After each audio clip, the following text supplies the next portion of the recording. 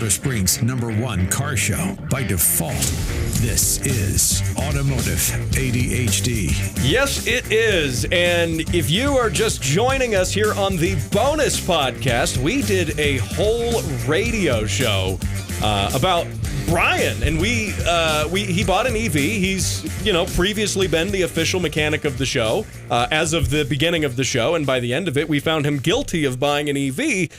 So I don't know what your title is anymore, Brian, but you do own an EV now, and we were talking about that. I guess if I'm not the mechanic anymore, you're going to have to find someone else to do that beams harness. He's all, hi, my name's Brian. You used to call me man-canic. You're like, what? Oh, man. But our military tribunal found you guilty of owning an EV. How do you feel about that? I like to appeal this in a different court with better jury. You don't get appeals. Oh, my God, we're peers. There's no appeals here. This is a jury of peers. You're fine. Relax. Oh, man, I can't say that on this show. I was about to say something. I know you were going to say. It's all right. Now, tell me, what were we even talking about at the end of the show, aside from finding you guilty of crimes against... Sarah and Toon? The rebate part thing, yeah. But yes, we were talking because Matt West is a big fan of Sarah and Toon. Am I? He really correct. wants a chance to go on a date with her. The greatest fan of Sarah and Toon is Matt West. Not Matt East, not Matt South, not Matt North. Matt West is the biggest Sarah and Toon fan I have ever seen. Am I? Well, you know what? Let's have Sarah and Toon on the show. He was showing Brian that the Celica episode. There was a Celica episode? He was telling me he was watching in the shower. Denial. What? All joking aside and all seriousness, to just reel it back in and over, Matt West would love for Sarah and Toon to be on his show with a one-on-one interview. Big fan. People are going to be very confused without any context here. It's fine. Just look it up on the YouTube. Look up Matt West on the internet and look up Sarah and Toon on the internet. You'll figure it out.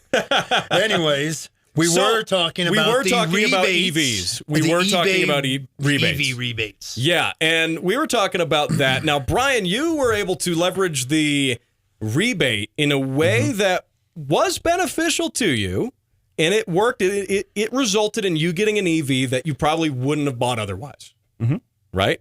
So with the rebates, what do you think in terms of? We were talking about this in terms of technology, and I'm of the opinion that if the technology is good enough, people will want to buy it without the rebate. If it is good enough to substantiate what it is, people will buy it. They will want it because it's just that good. You're shaking your head, but even we know about Nikola Tesla and alternate current.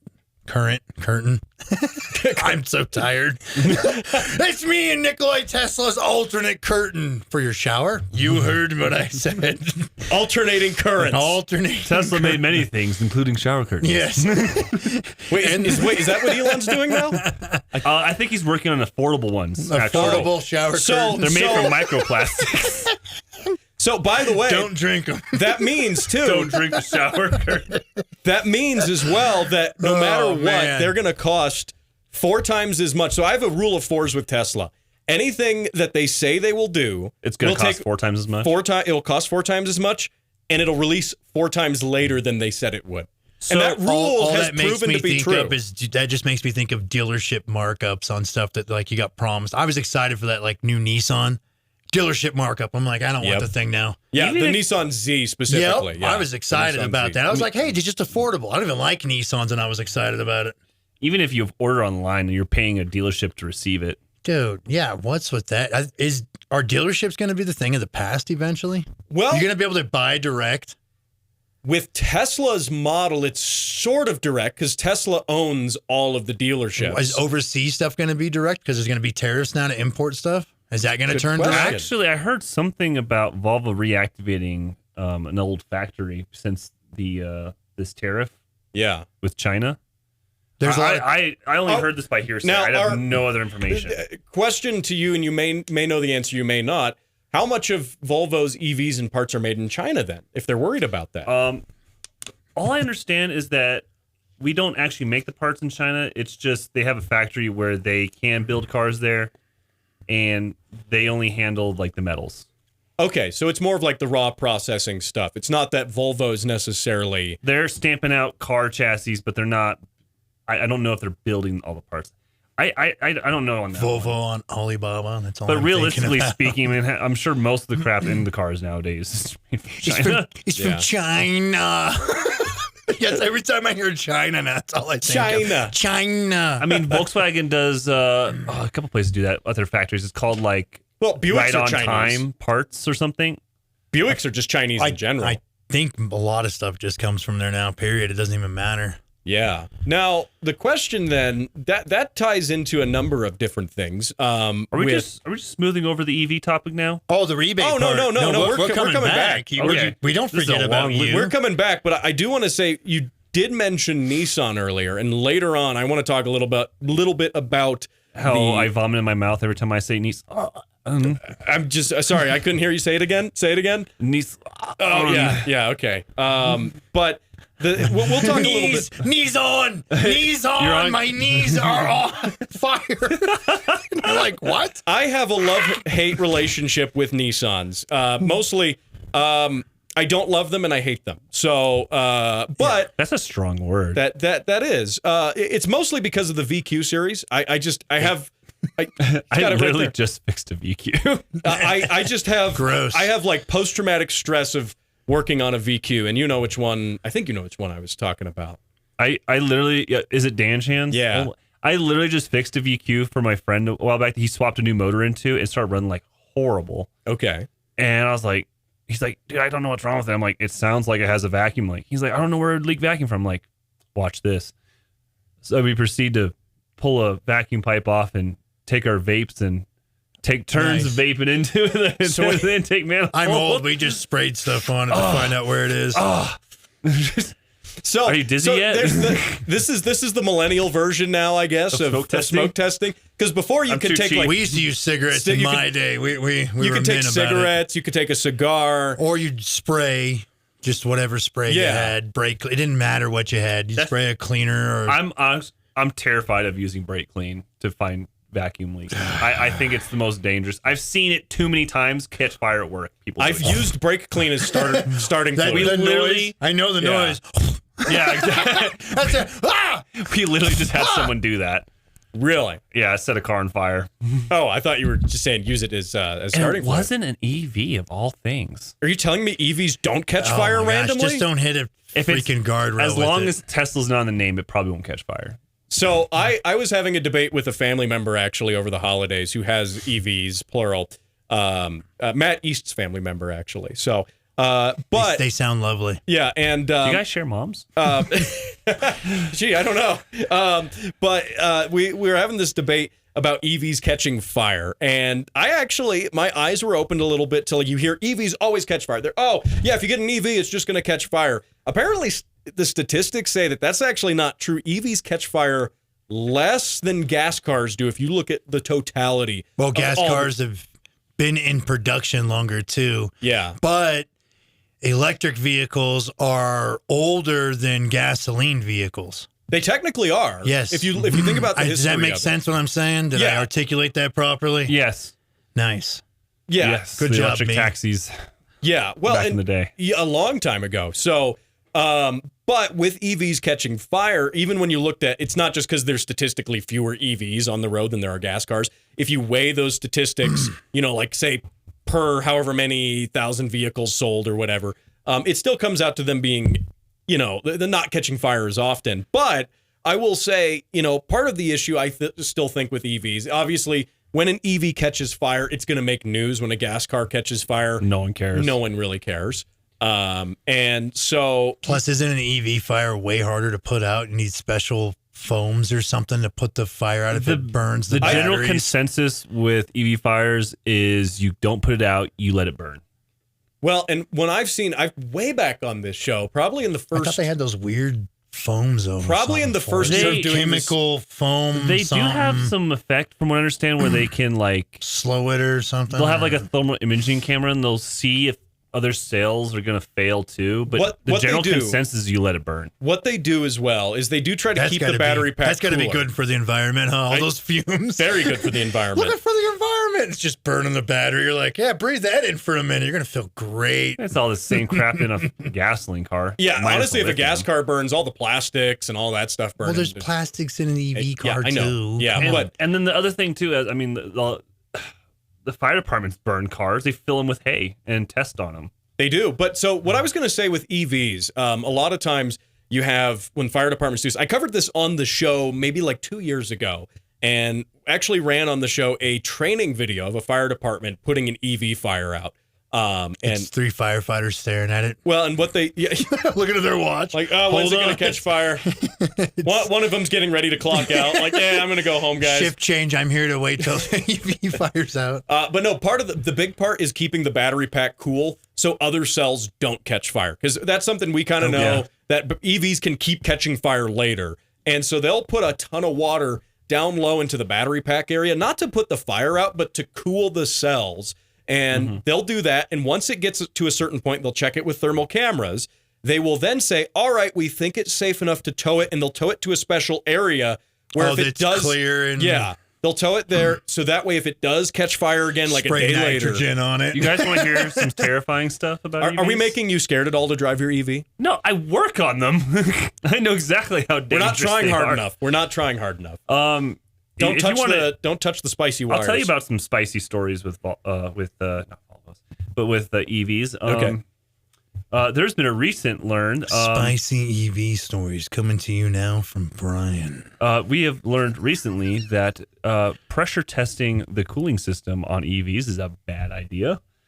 Okay. Can anyone guess why? Probably because the cool's right up on the batteries. The battery packs, I'm guessing. If there is an issue with the coolant leaking into the battery pack, if you pressure test it, what's going to happen? It's going to put that pressure push right more into coolant into the battery. Yeah, that's going to be a problem. So don't do that. Yeah, so we learned that we probably shouldn't do that. Did somebody get a free battery under warranty after that? I think I heard a story that someone pressure tested a cooling system on an EV. I will not mention the brand. And yes, the car caught fire. Oh no. Okay. So I guess don't do that part. Don't pressure test the cooling system. There's definitely some dangers with EVs, but just like there's gas dangers cars, with everything, though, honestly. Yeah. Look, I'm not going to buy an EV. I don't have the special circumstance you have. I don't care for the rebates. I'm glad it helped you, though, honestly, because I like you.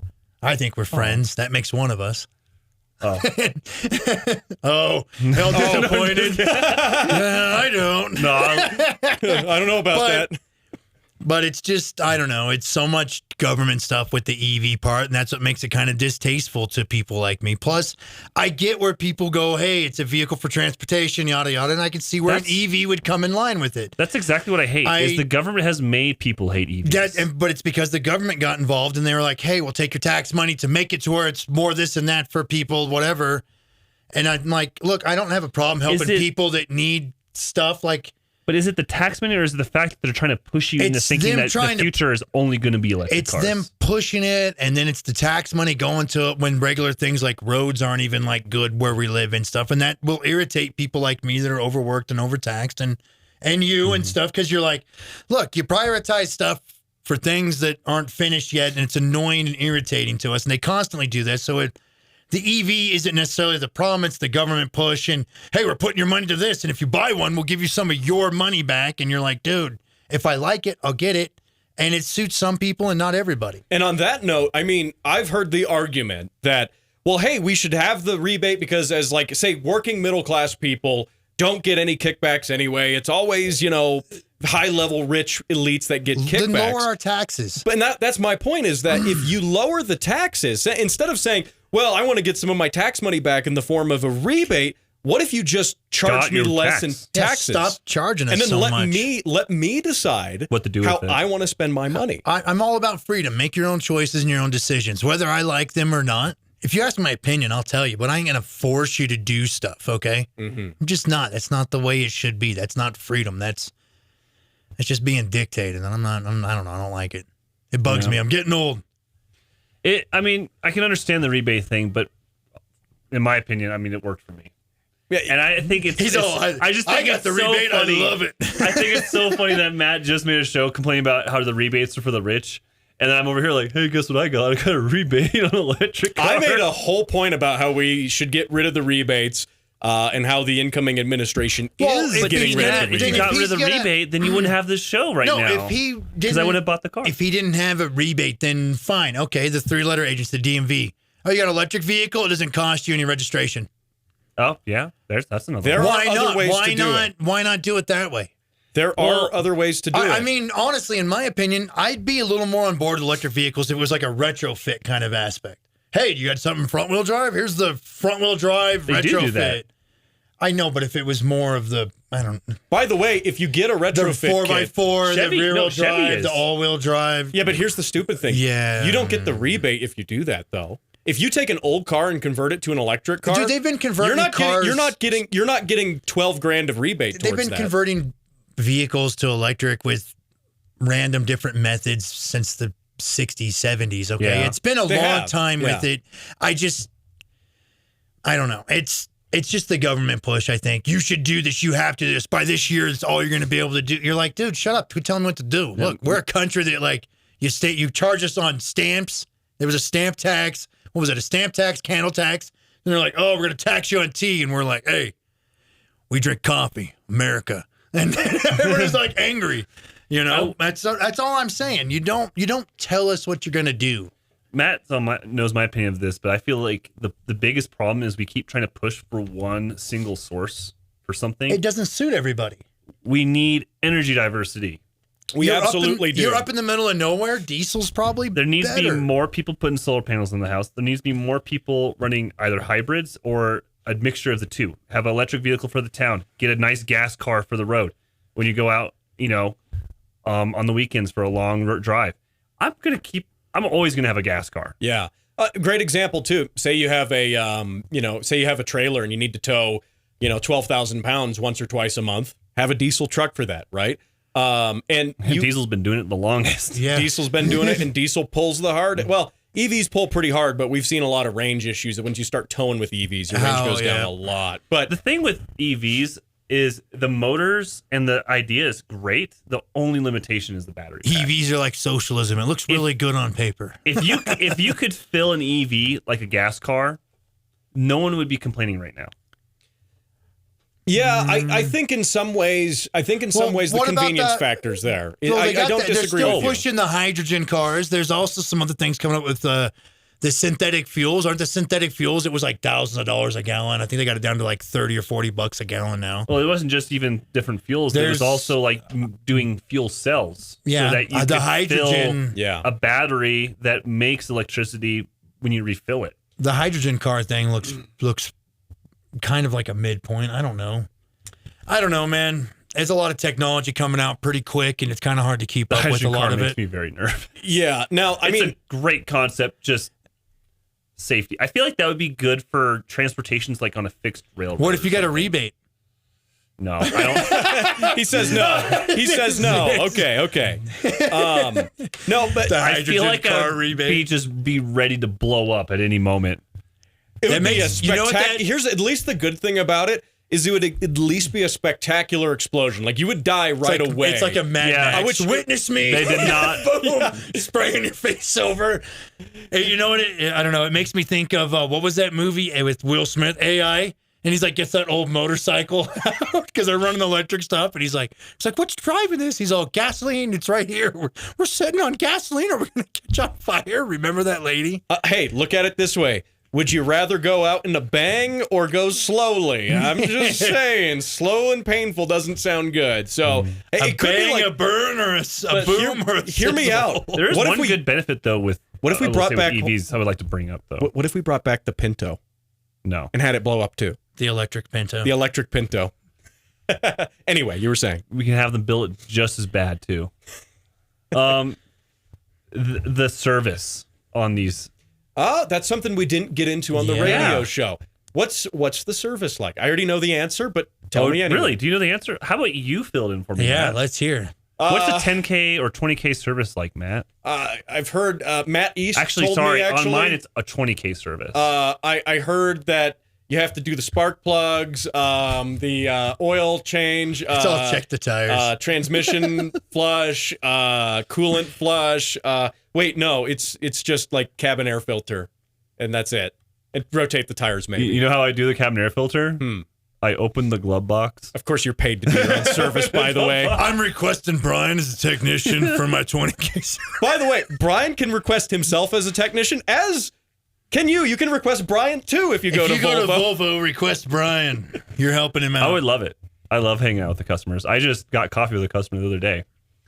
After doing the cabin air filter in 5 minutes? I was very embarrassed. Charged him $600? No. Okay. I'll tell you this story. Okay, go ahead. So this customer has been coming into me a couple times after he replaced his high voltage coolant heater on his hybrid. Yeah. And he came back again, and then I was like, he's complaining that I shouldn't say complaining, has a problem with his preconditioning not working on his hybrid. Okay, and explain what that is. It's where you can run the fan and run the heater or AC depending on the climate. Precondition the car so when you get your butt's all nice and toasty. Yeah. But so I said, okay, well, we're not doing anything today, so let's make a thing of it. So we went and drove around, we talked. I went to go get coffee with for the last trip real quick because I was trying to drain the battery a little bit and get it away from the dealership because we have this problem where our cars are wirelessly connecting to the dealership for service. They don't all do it automatically. Sometimes you have to usually do like a button press for it, but instead of having like an OBD1 cable to plug in or like our laptop has like a cable, we can just do a button click. The car connects to the Wi-Fi hotspot and boom, I can diag the car right then and there. Problem is some of the cars automatically do it when they come in, and when they do, it disables all of those features for safety. Because obviously, you can only imagine that if I have your gasoline car in the air and you're on your phone, like I'm just gonna remote start it. That could be a problem. And the oil's not in the vehicle. This is why I also don't think remote start systems should ever be installed on manual transmission cars. Because I've seen what happens. What up? I've heard some great stories about that. I've had the Tacoma go in a circle with a whole load of tires and wheels in it and chase it and like get lucky and like one person see me and I catch it because I'm not smart. I'm smart enough not to chase and just be like, it's going to be over here. And it looks like one of those African drive things where they're in the big barriers doing donuts and the dude's like getting in and out and jumping in and out, like an African car thing. Remember that with James May? Yep. Yeah. It looks like that. And I'm like, it's going to look like, look all stupid. I'm like, it's going to be over here. I'm like, good thing I didn't have any of the kids left. Yeah, you see, because I just pushed it. It was in my pocket and it just pushed in my pocket because I loaded the last couple wheels and stuff in there. There it goes. I'm like, oh crap! Chasing my own truck. Someone told me that they had a remote start in the car, and it kept telling them like it canceled or it didn't start or something. So I kept starting it, turning it up and starting. It turns out it was out in the parking lot. It was parked in front of the building, and it just kept ramming the building and turning off.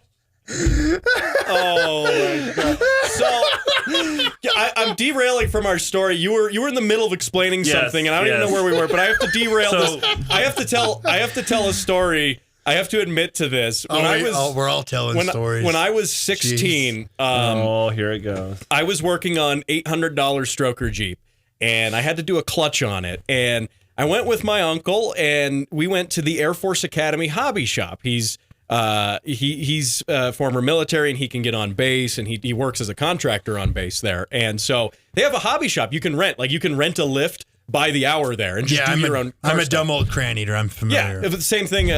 With Marines and stuff. So we went there, and I'm 16. I'm dumb. I'm still dumb now. I'm not 16 anymore. But I take the transmission out, put the clutch in, do all the stuff, put the transmission back in. I put the starter on, and what happened once I put the starter on is I had taken the battery terminal, like that goes down, the cable that goes down there. I had twisted it enough when I torqued it down that it pivoted and then touched the other one. And the Jeep amazingly didn't start right away. There was just enough clearance where I didn't notice a problem. As I'm starting to lower the Jeep down, and this is a 4-post lift, not a 2-post. So all the wheels are on the lift. As it gets down to about 3 feet off the ground, the thing just takes off. the starter motor, and it drives straight off the lift onto a metal table where everyone had all their tools and stuff. Crushes the metal table and pins it into the brick wall, and it stopped when it hit the brick wall. Thankfully, it didn't go through there because the ignition wasn't on, so it was just on the starter motor torque in gear. And it was, I mean, everyone in this shop came running. What the heck did you do? That's the radio safe version of what they said. What did you do? And the Jeep, I'm climbing up on it. I'm trying to get the hood open to disconnect the battery because it's still trying to push through the brick wall. And it smoked the starter ultimately, which was funny because I just bought that starter. So Did you warranty it? I don't feel like answering His that. His starter was defective? I don't feel like answering that. All it did was start stuff. It didn't start. But I was also a broke 16-year-old and I couldn't afford another starter, so that might have happened. So there's my fun story. Could you afford all the tools that you broke? I got let off really easy on who that. paid for the table and all the damages? The table was able to, it was like a steel table. It's the taxpayers. It's on a military They straightened out the table, I guess. Like it buckled it a bit, but it was able to be, they just left it. I got off really easy on there. I should have gotten, I don't know, I probably shouldn't have made it out of there alive. But I also probably wasn't allowed to come back. I'll throw that out there. That was the last. I probably wasn't allowed. First and last time that I was at that hobby shop. I bet if I still go there, they'll be like, "Hey, you were that guy." The Jeep has the same paint job, right? It still has the same paint job. Yeah, they probably remember you. There's a picture of the Jeep and you sitting there looking stupid as people 16. not allowed here. It's just you and vehicles and people not allowed. It's just you and the Jeep. Oh, man. And by the way, for our listener, the one listener that's still with us, if you've got some cool stories to share, go ahead, put them in the comments on this podcast on YouTube and wherever, on the Facebook page as well. If you can top my dumb actions as a 16-year-old, I would love to share that on the air because I don't think you can. Oh, I can. Uh-huh. Younger than 16, and I can definitely top it. Anyways, continue. Well, Brian, you were saying something before. Oh, yes. I did something embarrassing. Yeah. Yes, at work. Yeah. I took that customer out for those test drives so we could figure out the situation with the preconditioning. Yep. Get away from the dealership, test out his Volvo on call on his phone. And my bright idea was we were gonna go get coffee and then stop there and then wait for the car to sleep and then see if we could get it to precondition. This was an older model, by the way. So, well, we got to the drive-thru window and I had realized as I ordered, I don't have my wallet. And so I'm like, so classy. I'm sitting there like, do I cancel? And like, I told him I don't have my wallet. I'm sorry. He's like, oh no, I got it. So this customer's willing to pay for my drink, and he won't even get his drink himself. So now I just feel like a jerk because this customer's buying me coffee. He's not even getting one himself. So then, as I turn to him to grab his card, I like knock it out of his hand, and it falls down the seat. But it falls down the seat in a way where we literally cannot find it. So he's getting out of the car and like looking, and I'm just sitting there like, I don't know what to do. You made a bigger scene out of an awkward situation. Yeah. Nice. And the worst part too is it can get worse. I see my coworkers, salesman, come in another Volvo to go get coffee, and the lady's like, and I'm like, it's just. And so I have to pull forward out of the drive-thru because I can't get out. The guy can't find his card. So I get out after I pull it forward. I find the card. He's up at the window paying with another card. I'm just sitting here like, I'm such a jerk. And he's like, oh, no, it's fine. It's great. So I figured out what was the issue. So did you at least fix his car? The problem is the car was never broken. It turns out a setting or something. It turns out that the earlier hybrids, you cannot precondition them unless they're connected to AC. Really? So they have to be plugged in, charging to precondition? Yes. I'm assuming that's because the battery packs on the hybrids are obviously smaller than a full electric. You know, they are definitely smaller, but I didn't think they were so small that Volvo would just be like, yeah, we can't make that work. There's no reason it couldn't. I really don't understand why they didn't just make that work. beats me. It would be nice. Can we pass There's Volvo cars for that? There's probably a kit or something for it to make it do it now. Yeah, I think the robust hacking community on the internet needs to figure out somebody with a flipper. Perhaps, or maybe some, I don't know. I do not condone this, but okay. Disclaimer, opinions are that of the host and do not express that of Salem Media, its affiliates, or that disclaimer runs in front of this show, by the way, if you listen. I do not represent Volvo. These are just opinions for entertainment purposes only. Yes. What's funny do not is, try at home. It's funny that my disclaimer in the front of my show is like, this doesn't reflect the opinions of Salem Media or its employees. And I'm like, I yeah, but I'm an appreciate employee, so what does that mean? You're off the clock right now. That's what it means. I appreciate my free C40. Please don't take it from me. Oh, man. Volvo takes it tomorrow. It feels Dude, they're even going to better. patch this glitch, dude. You found a glitch in the Matrix. Is this going to be like that thing, like you said something about it, so it's not going to exist anymore? Remember when people did that with all the... You fly enough. It won't because you got the EV tax credits going Remember away. the airline ticket thing? Like, you'd kind of cheat and be like, oh, the cheaper ticket's on a Tuesday. And then you'd wait and be like, oh, as long as it's within that, what was it, the 2 weeks or whatever it was? If you transferred your flight, it would transfer your flight and not charge you extra. Yeah. It was an older thing. It was great. I never And then did somebody that, gets but- on the internet and like says a bunch of stuff about it. So then they get rid of it. And I'm like, man, you just killed the coolest, cheapest flying thing ever. Because that happened actually in a different way to me. When I'm out doing my day job traveling, I'm traveling as media for a large media company, and I'm traveling with equipment, and you can check media bags with Southwest and not pay for the extra baggage or the overweight baggage. So, and again, it's going to be like camera equipment and stuff. Yeah. And that was great until recently where they they got rid of you don't have to pay for the extra bags. You have to pay for them now. And you only get a discount if it's overweight. And then you have to give them a media credential, which they never know what that is. And I know this is a car show, and I'm ranting about flying now, Automotive ADHD. We need those for Japan. But we do. ADHD. Yeah, I know. It's right there in the show. It is. But you didn't get to finish your coffee story. And then he's like, let me tell you this whole I know. from 16. And you're like, but the thing with this is, then we got the coffee. In the spirit of like good things being exploited when people talk about it on the internet, dude. I guess the rep at Southwest who was giving me a hard time said, yeah, all these, YouTubers and influencers come in and say they're media now and they've ruined it for everybody. And I'm like, but okay, you're both. But you're both. Did you call me an influencer? I don't want to be associated with those people. I say you're a YouTuber and a podcaster and work for media. You disgust me. I do. But the funny thing is they never know what a media pass is. I'm like, okay, here's one. I've never heard of that company. What do you mean? It's the third largest radio company in the country. What are you talking about? Yeah. And it's just it's a 50-50 if they let you through with the media bags now. But the same idea again. Everyone online, just tell them you're media, and they don't even check it now. And that's just no, they did that. So like in my era, there used to be like storage units was like the place to find like cool car stuff for cheap. Yeah, tools, whatever. It didn't matter. There'd always be wheels, transmissions, engines, welders. Just so you used to go to like all the freaking old storage units when they were like not paid for, and really. $100 would buy you a couple storage units back in the day, and you'd be like, man, I got to bring a trailer. And there's a lot of good stuff, and you'd make your money back. And they started blabbing about it on the internet, making shows about it, and it just ruined it. Yep. Ruined it. Doesn't exist no more.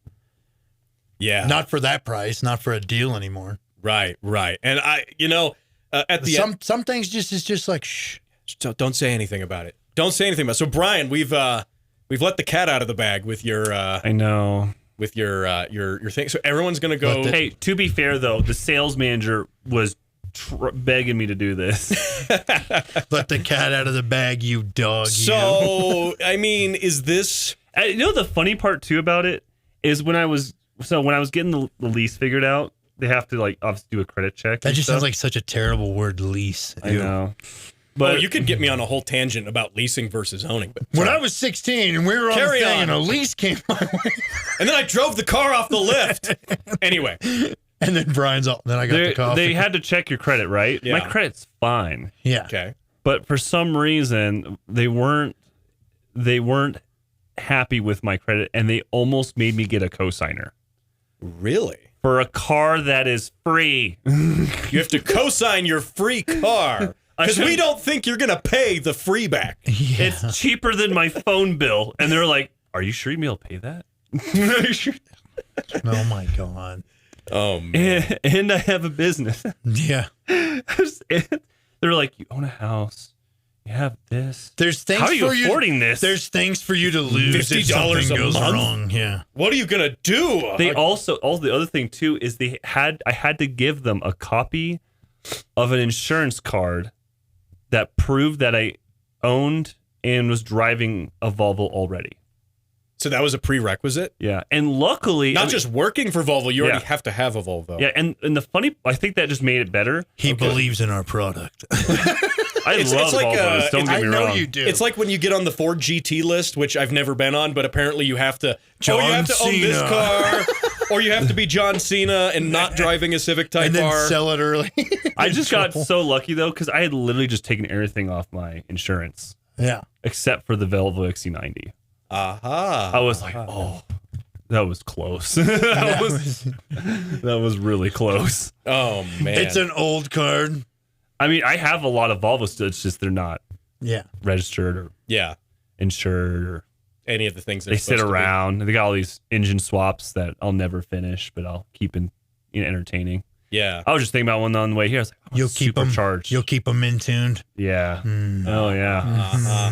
Hey, so Brian, do you think Do you think you're gonna get your girlfriend on here? Who? Never mind. I don't know what you're talking about. Pretty sure that's a guy, by the way. Anyway. If that's You like girls? What? Yeah. Oh man. So This will Brian, never make them be hired. Nice. so Brian, with this, do you think they're offering leases to Volvo employees because they're not selling enough of them? Do you think this is to bolster their sales numbers? we are definitely having a problem selling new cars, but it's not just Volvo. Really? Is it, well, isn't there that thing? All right, like, so take this with a grain, but part of that having more EVs in Colorado is like a requisite, or it has to be done. It's a contract, has to be fulfilled. That's why, like, what is it? The Nissan, what's that little garbage EV Nissan Leaf? Yeah. Well, are The you Leafs, thinking? and they're like 0 down, 0 whatever, because they have to sell so many you're a thinking year. of like the carbon credit system. Yeah, whatever it is, Yeah. but the thing of having so many every year sold or per year. I and can stuff. tell you right now, it's not because it's an EV. It's because it has that Nissan badge. Yeah, on no, it. that's a pile of garbage. But are you guys just the test crowd? They're like, hey, test these out. Here's a hell of a deal. Run with it. I think the funny thing about the EVs is they get so much bad rap. I'm looking up if Carlos Ghosn has been caught yet. But Hang on. Carry on. They literally come in the least for us. Like every once in a while, I haven't actually seen another C40 in for service for a while. Really? Yeah, and the Nobody's- last one I had, it was because the coolant level was low. You know what I did? Put some more coolant in I it. put some more coolant in it, and off it went. Wow. So okay. Another question then. How do you think this affects your job as a technician? Oh, Like, I've spoken about this a lot. in terms of and I know you have on the show, but for the sake of the podcast here and for people just joining us on this, what do you think that does in effect to people who have jobs in the automotive trades, for example? It's maybe a little bit long-winded, but my opinion is that we're going to see a huge change in the way that cars are worked on at the dealership. We're already seeing it. I mean, there's so much happening and changing. And in my opinion, I think it's going to be eventually for the better, but right now it's going to feel like the worst. Because right now the problem with the dealerships is if you want the service department to be busy, you have to sell cars. Mm-hmm. And then those cars got to come back in for warranty work because that's one way to make money, right? The franchise pays that dealership, to do warranty work. Mm-hmm. And then eventually that car goes out of warranty. And then when it needs repairs, if you've treated that customer well, they'll come back. They'll get service done by you. You treat them right. Mm-hmm. They keep spending money, and hopefully they'll keep their car, or There's eventually they'll buy a new one. There's a lot of stealership jokes out there though with services It's for a reason. I'm unfortunate. not saying you're doing bad or your company you work for is doing bad. I'm just saying there's a lot of. Speaking of reputations of things, I think it's so funny working for Volvo because like I see other guys work for other brands and they don't give a crap about the brand. They're like, oh yeah, these things break all the time. I'm gonna make a lot of money. Is the future of this going to turn out being where basically an electric vehicle comes in and it's not really a mechanic, it's more of like an IT guy kind of thing. That's kind of what I was going to get at. You get what I mean? Like, is it going to be like, you're like, hey, my thing's, I just swap the hard drive or, unplug it and reset. I think beep, bop, boop, da-da-da, software or hardware issue, who's touching it kind of thing? Or? No, I think it's going to be a little worse than that. Because the problem with the EVs is if you're going to work with high voltage, you have to be pretty well trained and there's a dude standing behind you with the old cable, the bar with the hook on it to get you away. That. Yeah. We have a plastic hook for that. Yep. Really? Yeah. It's the size of your waist. That's a thing. Well, I know that's a thing. I just didn't know that's a thing there now. No, Volvo, they've had this since 2016. Do you have the Jesus stick to discharge stuff with? No, there's no reason to discharge. They all discharge themselves. Okay. If you're not familiar with what a Jesus stick is, look that up. They try to build these cars. At least Volvo's doing. I don't know about the other manufacturers. I think this is pretty much made like in some sort of law where like all the high voltage cables have to be orange. Right. They're labeled and they're not labeled, markered, but they're colored. Oh, they're color marked. And no doubt, first responders are trained extensively on. Hey, this one means this. This one means that. So yeah, it changes a whole bunch of stuff, huh? Yeah, but it's actually not that bad because all the cabling like that's high voltage is in the center of the car. There's no reason to be cutting through the center of the car. Mm-hmm. There's nothing in the A pillars, nothing in the B pillars, C, D pillars, nothing like that. No jaws of life need to be going through there. Yeah, exactly. And there's a lot of like, triple check safety systems. So like, first the high voltage battery. If the car is in standby, there are these large relays that they like to call contactors that are open. So even though the battery might be live inside its cage, there's no high voltage anywhere else in the car. You were telling me just the other day that like you actually had to jump start an EV, right? Mm-hmm. Because the 12-volt battery ran down, and that controls the system which engages the high voltage. Yep. Interesting. I bet the owner who had that car. Oh, it was a brand new car. It was a brand new. It got left on the lot too long. Gotcha. I was gonna say if someone owned that, they would be like, "Wait, my EV needs to be jump started." This sounded like a way more jagged up situation than what it was. No. Actually, I see what he did there. Yeah, the only reason I brought it up is because I got to use my EV and go next door in my nice warm car. Don't worry, I have one too. Hold on. Oh, yeah? It's like the phones with the tap thing. He's like, just let our bumpers touch. NFC, bro. It'll start right up. Let me see your NFC. I don't know what's happening here. I'm going to airdrop you some electricity. If we ever make an EV commercial, we just got to do one with like Frankenstein style with the levers and all the stuff. And it's alive. And the car comes down. I just think the crazy part is the DC fast charging. Nobody talks about how crazy it is. Yeah. How that DC fast charging works. Well, yeah, DC's like super powerful at short distances, so it's got to be pretty quick. Well, no, it's not that it's just super powerful. It's just the fact that the reason they do DC fast charging is it's not because DC's better. It's because the battery pack's DC. Oh, okay. Well, yeah. All right, so that makes sense. You can't really feed it. Sorry, I'm not the EV specialist. You can't feed three-phase into the battery. I was going to say, if I'm understanding correctly, you're going DC to DC because the battery's DC. You're not taking the charger, which if you see a charger which has AC going into it and converting that to DC. Yeah. So the way the cars work, so if you're using the charger you got with the car, that is nothing more than an extension cord. Realistically, it's an extension cord with a little bit of intelligence in it, so that it doesn't overheat or something. Yeah, there's some sensors in it. It figures out how much. I don't know exactly how it does it. I assume it must look at the voltage drop on at the outlet and goes, I can't probably pull more than 10 amps here. But what it's doing is it's just acting like an extension cord. Oh, so it self-adjusts like for a full or a trickle kind of style with wherever it's plugged in at? Oh, okay. No, what it's adjusting for is the power source. Make sure that you can use as much as it can without melting it. Okay. Let me try and break this down. So if you're AC charging your car, the actual charger's not built into the cable. All the chargers are built into the cars. They're called OBCs. Mm-hmm. And what happens is the cable lets the car know, like, okay, this is the max current available, blah, blah, blah, blah. And the car goes, well, I'm going to only charge at this because the customer limited me to 10 amps. And then once everything's good, it triggers the contacts. The OBC starts charging the battery. And the reason for that is because household AC is not high voltage enough to charge the battery. The battery's at 400 volts, and your household is only 240 at most. Right.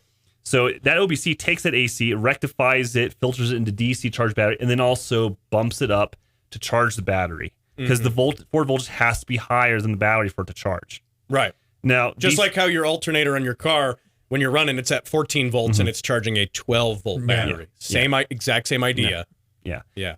Well, the OBC is only able to charge the battery at such a fast rate.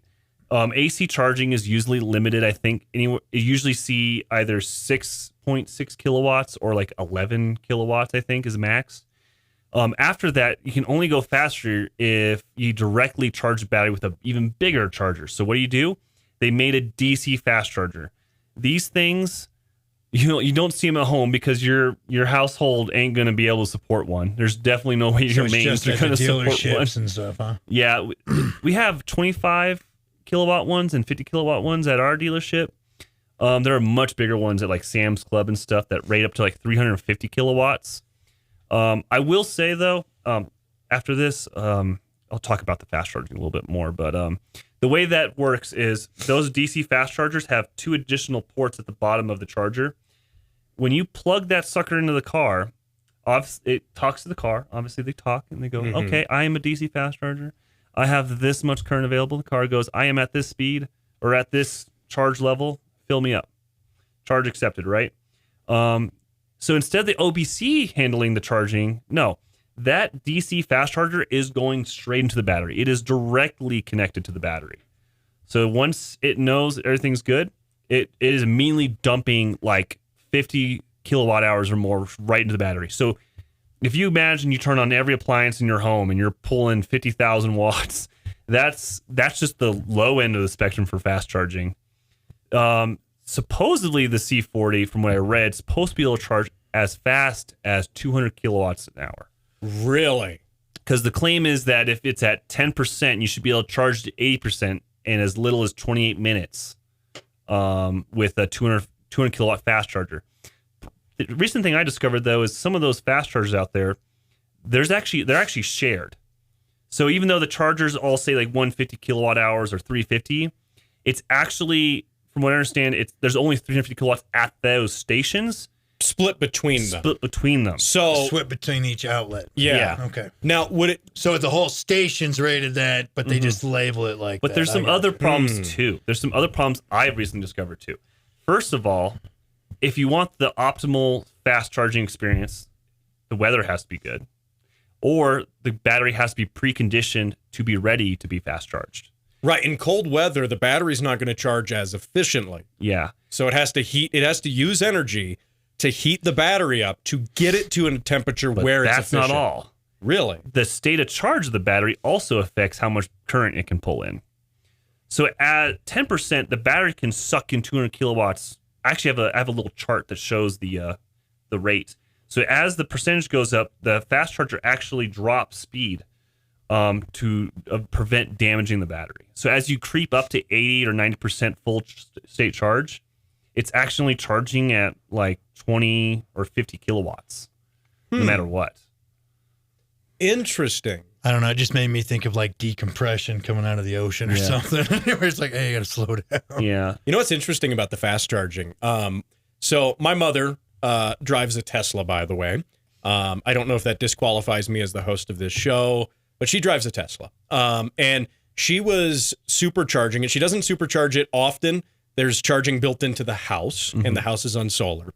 And she was on a road trip in Nebraska visiting some family, and she was supercharging it in cold, wet weather. And she started seeing what she thought was smoke coming out from underneath the car.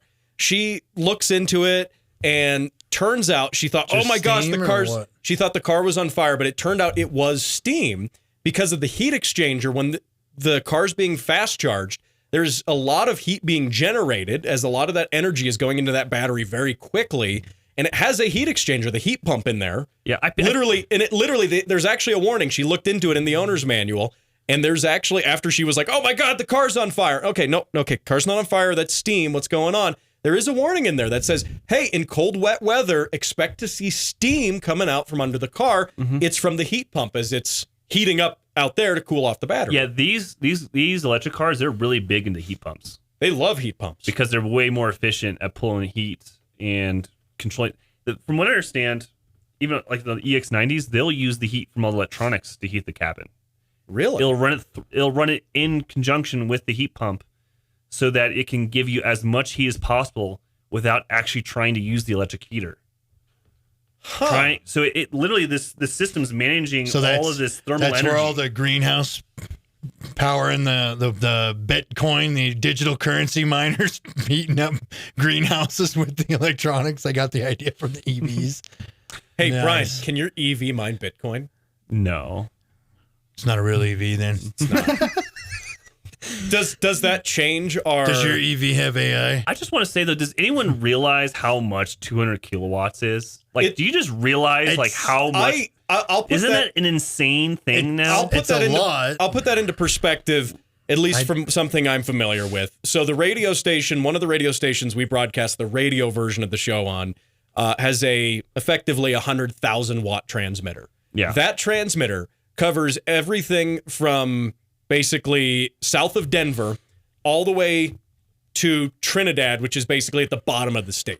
Yeah. It covers almost the entirety of Colorado, and that's 100,000 watts. Now, you could get technical. It's actually at 75,000, but because it's on a mountain, it's effectively the same range as 100,000 if it was a transmitter just on flat ground. It's on top of Cheyenne Mountain, so I don't know. There might be some top secret stuff going on there. It's like literally on top of NORAD. But to put that in perspective, that can pump that signal across an entire state, and that's FM. That's not AM. AM goes way further. So that's FM, and that's 100,000 watts. So that's to put that into perspective. That EV's charging at double that. Yeah, double that. And if you convert that for like a gasoline car, you turn like horsepower into kilowatt hour or kilowatts. It's a lot too. And I just think it's so funny. I think people just take that for granted. Just how much energy cars produce. That's a good point. When you do think about it, like when you look at kilowatts as a unit of measurement, which can be used to measure, gas car output too. The Australians are great for this. They measure even their gas cars on the dyno in kilowatts. Yeah. And so that I'm sure the EV... the most Mad Max thing we've said so far today. I love that they measure everything measured in kilowatts. Is pretty cool. It probably makes it easy if you're comparing EVs to gas cars at that point, because you're measuring kilowatts to kilowatts, not apples to apples. Yeah, and horsepower. This would be a topic for another show, but I mean, horsepower is such a convoluted measurement when you actually think about it. And the origins of it, it's like how far a horse can pull a block up a thing at a certain rate. Yeah, but then they go measure out horses, and they're like, this actual horse has 8 horsepower to it. And you're really? Like, wait a minute. Well, it's like understanding actually the standard system is actually leftover English stuff from colonization. I will never be convinced that communist units are better than American freedom units. I'm sorry. Yeah, if you know the origination of them, you get grumpy about it. Well, Brian, do you think we have? Do you think that you have adequately atoned for buying an EV on this show? I don't care. I'm guilty, but I love it. Nah, he got a deal on it. Look, he's basically driving around for free. So so he gets a +1 because he's driving it around for free. And he's a Volvo. He's a Volvo hooker. He loves them. He'll do anything for a Volvo. Yep, and like so that's 2 bar. That's 2 points. That's 2 points. I'm gonna be like, hey guys, you want to go drive my C40 after this? That's 2 points in the column for you. I think Volvo got it great. Brian's an all right guy, so that's another point. So he gets another point, so that's four in his favor, correct? 3. I think 3 if we're counting. We'll call it 4. We'll call it 4. We both like him. But here's the thing. So you just friends. You lose 2 points for it being an EV. Even right now, I'm heating up my car so I can get away from you guys right after this. And also, so you lose 2 points because it's an EV, just out of principle, and then you lose another 2 points because it's not a Toyota. So you're actually back at 0. So you're back where we started. But I started with 10,000 points. That's like Matt East math right there.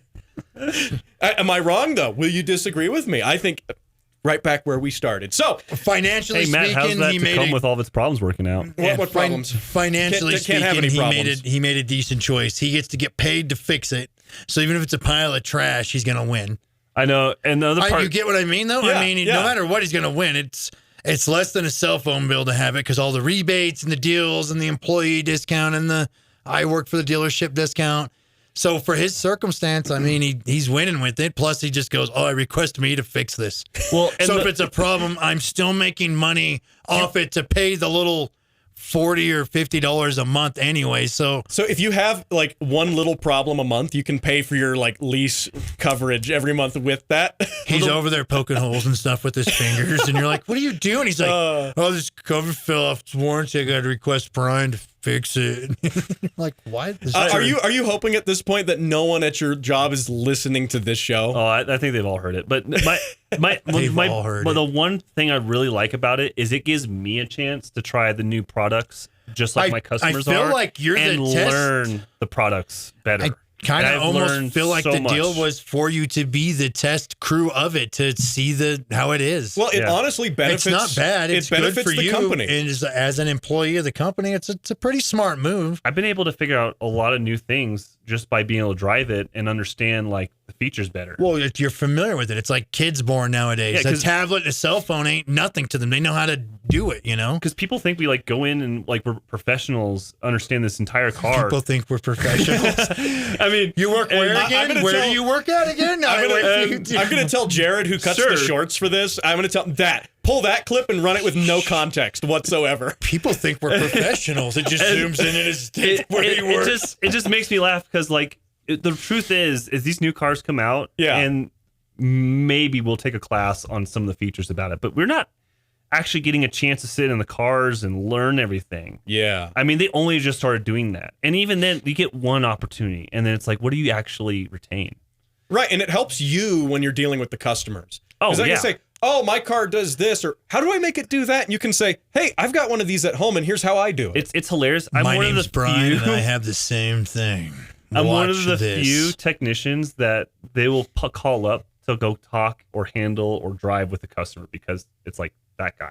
He knows what he's doing, and it's fun, especially because I get in the car and like, "Oh, are you enjoying your Volvo?" Yeah. Well, I'm enjoying my Volvo too. I think it makes the customers feel better when they know you're driving the same product, that you have like confidence in it. Yeah, and it's interesting to me to see that Volvo, I mean, they obviously, strategically, they know that that's the effect of doing this, having these lease things that are beneficial for employees. If your employees are using your product, it says something about your product. It's like I said, I always thought like police officers should live in the city they police.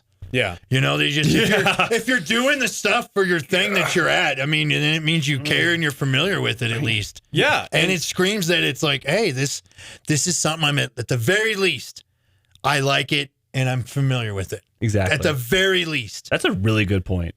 So it's good. It's actually it's as far as marketing and customer service and even just publicity. We're talking about it right now. Yeah. It's a phenomenal idea. It's smart on their part. It's cheaper for them to basically pay for this and you to have it in the long run right now as a technician. Now, in another topic, we could talk about the fuel efficiencies of EV cars. I actually found a page on that. So what we ought to do, since we're running There's on also about a magic number too involved. We're running on about an hour right now. A whole schmour. And we've actually ran longer than the radio show now as the bonus podcast. So hoping let's just can't shut up. Let's bring. I got that problem too. I think I'm in the right profession, but what up? Yeah, we're all of us here. So tell you what, Brian, let's have you back. Let's have you back to talk a little bit about that, and maybe the courts will have shown leniency in your appeal. I don't know. Maybe after let's have you back, just friends. Just keep in mind, I don't agree with Big Brother on making everything EV. Yes, I agree. No, I think most of us here on that lack of government, more freedom. Have your decisions and choices, make them for yourself. I like what I like, you like what you like. I think we're all like that. So I don't think we disagree on any of that. We might reverse the decision if we get to take it and go get some tacos after this. Let's go get some tacos, guys. So, hey, on that note, thanks for watching. Thanks for listening. If this is your first time catching the show, you can also, it's not just a podcast, it's a radio show, and you can catch it online. You can stream the radio show, and you can get podcasts of the radio show.